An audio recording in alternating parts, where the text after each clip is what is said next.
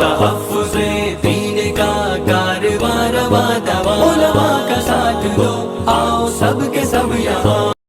देखिए, जैसा कि आप सभी जानते हैं कि हमारा देश पहले से ही इस कोरोना की महामारी से लड़ रहा है। हम सब लड़ रहे हैं। रोज हम देख रहे हैं इतने लोगों की जानें जा रही है। हर इंसान प्रयास कर रहा है किसी तरह के लोगों की जान बचे।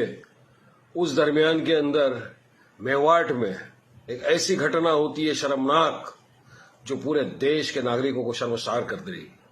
आसिफ नाम का एक लड़का, जिम ट्रेनर जो था, आ रहा था अपने भाई के साथ, तो एक 20-25 ये दरिंदे, मैं इनको कहूंगा दरिंदे, नामर्द, जिनमें ताकत नहीं है कि अकेला मुकाबला करे, एक साथ आकर घेरते हैं और उनको अल्फाज बोलने के लिए कहते हैं कि आप ये बोलिए।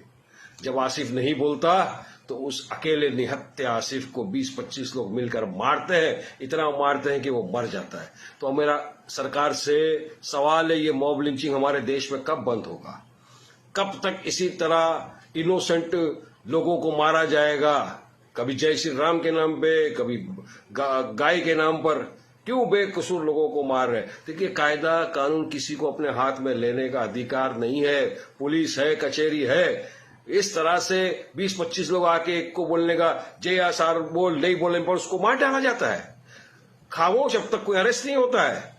क्यों अरेस्ट नहीं किया आसिफ के कातिलों को अब तक? ये बहुत घिनौनी हरकत हुई है मेवाट में। मेरी दरखास्त है, रिक्वेस्ट है खट्टर साहब से कि आप फौरन इंक्वायरी करिए और जो भी दरिंदे आसिफ के कत्ल में शामिल हैं उनको जल्द से जल्द अरेस्ट कर कर कानूनी सजा दिलाइए। और दुआ करता हूं अल्लाह आसिफ मरहूम की मगफिरत फरमाए और उसके घर वालों को सब्र दे। हम उनके साथ खड़े हैं, मगर जब तक हमारे देश में एक सख्त कानून नहीं बनेगा तब तक इसी तरह की घटनाएं हमारे देश में रोज होगी और बेकसूर मुसलमानों को, जो भी हो नागरिक, उसको मारा जाएगा।